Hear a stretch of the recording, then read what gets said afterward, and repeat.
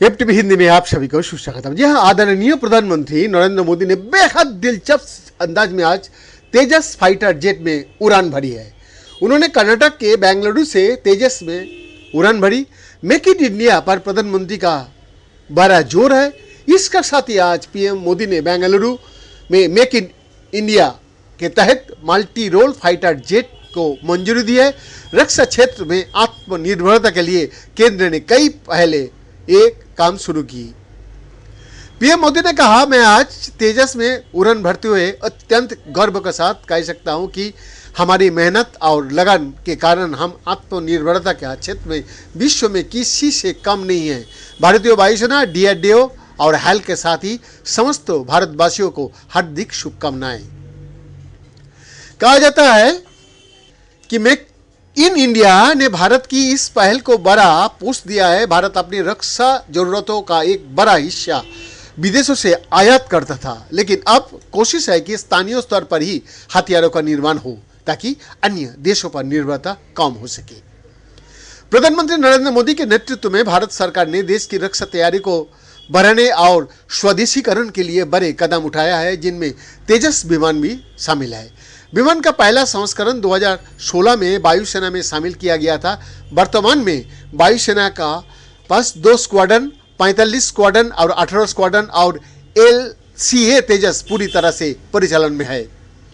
PM Modi की अगुवाई में भारत सरकार ने 83 LCA Mk1A विमानों की डिलीवरी के लिए 36,468 करोड़ रुपया के ऑर्डर HAL को दिए हैं, जिसकी डिलीवरी फरवरी 2024 से शुरू होने का उम्मीद है।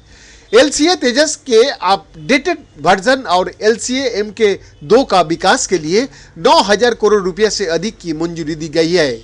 विमान इंजन सहित स्वदेशीकरण को और बढ़ावा देने के लिए जून 2023 में प्रधानमंत्री की अमेरिका यात्रा के दौरान भारत में जेट इंजन का निर्माण के लिए टेक्नोलॉजी ट्रांसफर पर GE एरोस्पेस के साथ बातचीत भी की गई थी। आत्मनिर्भर भारत पहल के सकारात्मक परिणाम देखा गया है, जिससे विदेशी रक्षा खरीद पर निर्भरता कम भी हुआ है। इससे भारत की रणनीतिक और आर्थिक क्षमताओं को मजबूती मिला है। दूसरे देशों से रक्षा खरीद पर खर्च का हिस्सा 2018-2019 में 46% से घटकर दिसंबर 2022 तक 36.7% हो गया है। मेक इन इंडिया इनिशिएटिव के तहत बताया जाता है कि भारतीय रक्षा निर्माताओं ने 70,500 करोड़ रुपया के हथियार बेचा है, जिनमें सबसे खास ब्रह्मस मिसाइल शामिल है।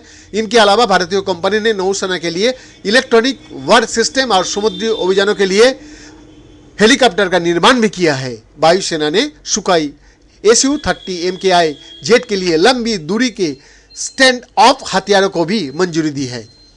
गौरतलब है कि भारत अपनी डोमेस्टिक डिफेंस मैन्युफैक्चरिंग को मजबूत कर रहा है। हथियारों की निर्यात भी किया जा रहा है। रिपोर्ट की माने तो पिछले 6-7 साल में रक्षा निर्यात 8 गुना बढ़ा है। मसलन 2016 से 2022 तक भारत ने 13,900 करोड़ का रक्षा निर्यात किया। भारत की 2024-2025 तक डिफेंस एक्सपोर्ट का 35,000 करोड़ रुपया तक ले जाने की कोशिश है। अगर कुछ बड़े सौदे की बात करें तो इंडोनेशिया को $250 मिलियन का 155 mm और 40 mm राइफल का एक्सपोर्ट शामिल है। इनके अलावा आर्मेनिया का साथ $375 मिलियन का पिनाका मिसाइलों को सौदा इसी मेक इन इंडिया पहल के नतीजा है, जो भारत सरकार की एक बेहद ही खास पहल है। BN का रिपोर्ट।